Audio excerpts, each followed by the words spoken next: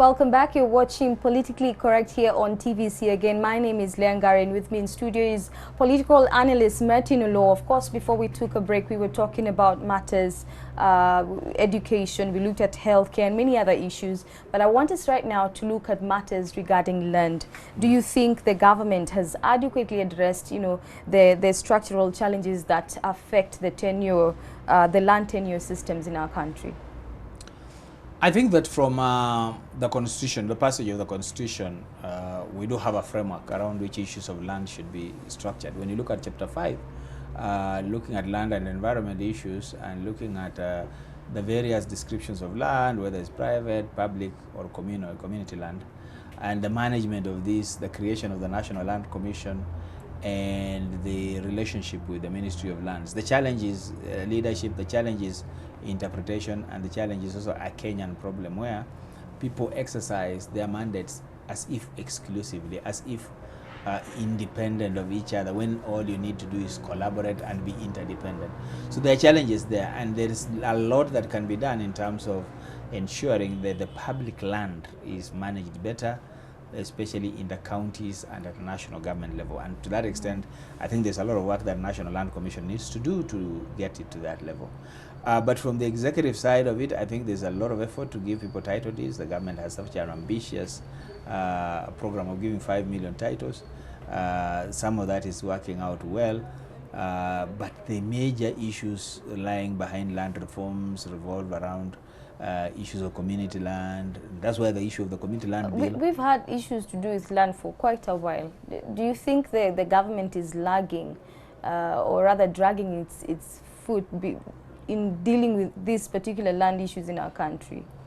I think that it needs more resolve. There is more that needs to be done, and with the creation of the National Land Commission, we should see a lot more being done. But typical of our challenges, we still need to review the land policy so that it's in tandem with the Constitution. But we also still need to see more things done around community land. That's what I was talking about, because the problem is in Tana River, the problem is in Coast, the problem is in Northeastern, the problem is in Turkana. Around community land are so key, and that's why the community land bill, is so critical. And I happen to be privy to it, and I think we need it so that we can solve the issue of community land. For public land, I think we have a clear take on it. The private land issues, we have a clear take on it.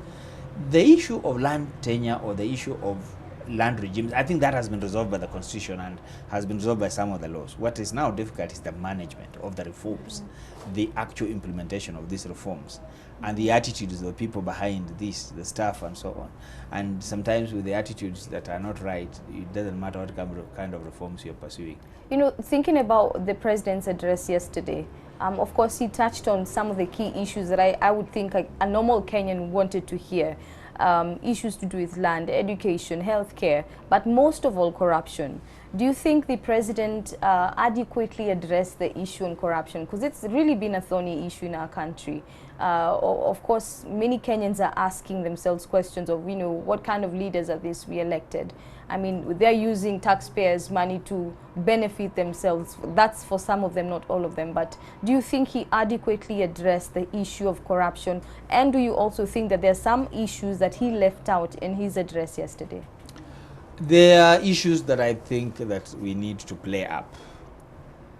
How are we doing as a country? How is our cohesion? How is our education system? How is our health system? Are we a healthier nation? Are we likely to be a better educated nation? Are we going to be wealthy? And what will it take to be healthy? And therefore, are we going to be a happier nation? Because these things have to be measured in terms of happiness, in terms of how people feel. So there are issues there that we really, really think that we should be laying emphasis on. But that said, I think that the question of corruption, as you put it, or as you strongly want us to look at it, is going to be a question that Kenyans must ask, not of their government, but must ask of themselves. When Kenyans begin to wonder what kind of leaders they have, that question cannot be asked by Kenyans. If Mugabe asked us what kind of leaders we have, Mugabe would be right.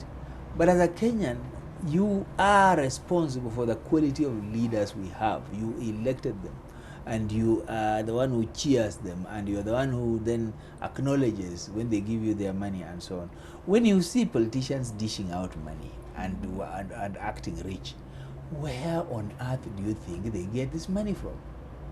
Why haven't you ever refused money and asked that unless you tell me the source of money, I will not take it from you? So politicians don't net in fundraisings, politicians don't net in churches, politicians don't net in schools, politicians are all over the place displaying wealth. For some of that wealth is genuinely made, but a lot of that wealth is not genuinely made. So going back to my question, do you think or feel that there are some issues that the president may not have addressed yesterday in the chambers? Certainly there are a number of issues that we could talk about and the president could have talked about as a nation. The issue of even talking of corruption should be an issue that ashames us, not makes us proud. And we could ask, what is it that makes the ground fertile for corruption? What can we do to change that ground in order for people to have incentives? Remember, Kenyans need to know that where corruption anti-corruption mechanisms have worked in East Asia, for example, is because of very, very punitive measures that have been taken, including hanging once you've been convicted of corruption. Places like Japan, once you are charged with a corruption offense, somebody is ashamed to the extent that they commit suicide. What is it that will that will drive us towards that point where I feel ashamed because I've been caught in corruption? For us now, it appears when you were corrupt, you seem to be a hero. Now, until we disconnect those two things and call a corrupt person and not a hero, we will not get far. So yes, the president and the country can address itself more on these things and can look for ways in which we can actually begin to look at ourselves and ask that there are certain fundamentals that we need to put in place in order for these fundamentals to guide us, to guide our social life. There's even a place where I can say that we need to even improve on our spirituality. If we were really genuinely 80% Christians and so maybe 10 or so percent Muslims, then surely we should all be confessing people who then have ethics and who have some morals, who have some belief system that allows us not to steal, not to be corrupt and so on.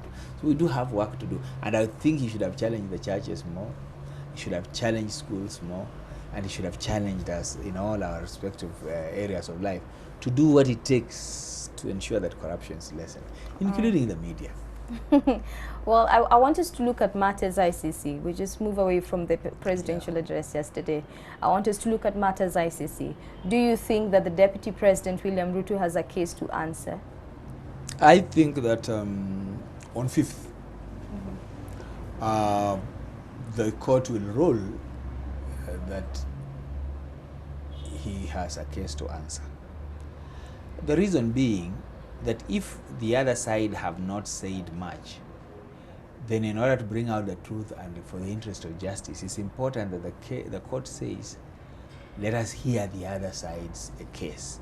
Because you see, they will come in their defense and say, this was said against us, it was not true, this was said against us, it was not true, so throughout this case. So I think it will be allowed to continue so that the defense side can also make their case. How about the case for the radio journalist, Sam? Both cases will be allowed to continue. And what do you think this would mean for both of them in terms of it being ruled that they have a case to answer to? What does it mean for both of them? Of course, for both of them, and particularly for the DP, it means more time in The Hague or more time in the court process. For Sang, it means more uncertainty. But more importantly, what it means is that they still have an opportunity to bring their side of the evidence on the table. Because when we tell you have a case to answer, then you can come and now put yourself on the defense. So in a criminal process, what happens is that the prosecution runs their case and closes their case. Now once you close their case, you can at that point apply for no case to answer. You can make submissions to say that from what the prosecution has done, there's no case to answer here. And then the court can say, yes, there's no case to answer, or dismiss.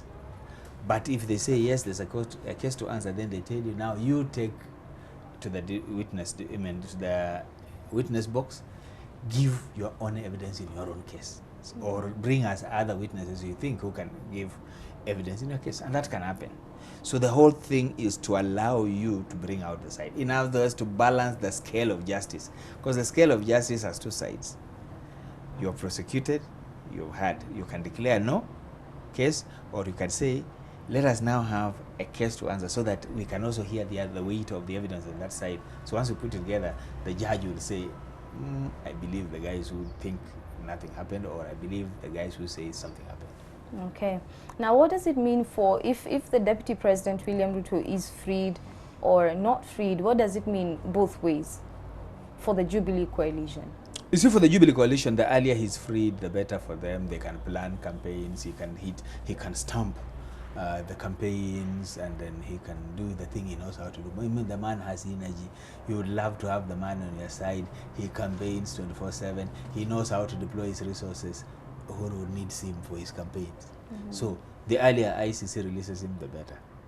The longer ICC keeps him out there, the worse the presidential team is, the worse the campaigns are likely to be. The campaigns will be poorer. They would be richer with him, but poorer with him still going through this whole thing.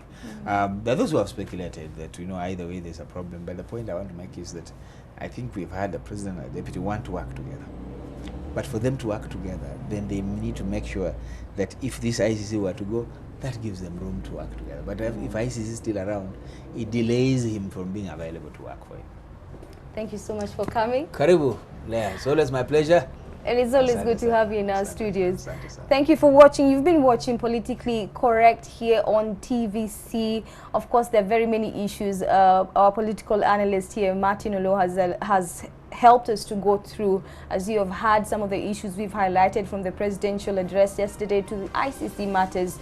Do remember that this conversation doesn't end here. You can still tweet us, you can follow us on Facebook, give us your views and comments about today's topic. Remember, you've been watching Politically Correct here on TVC. My name is Leah Ngare. Until next week, join me again for another edition of Politically Correct.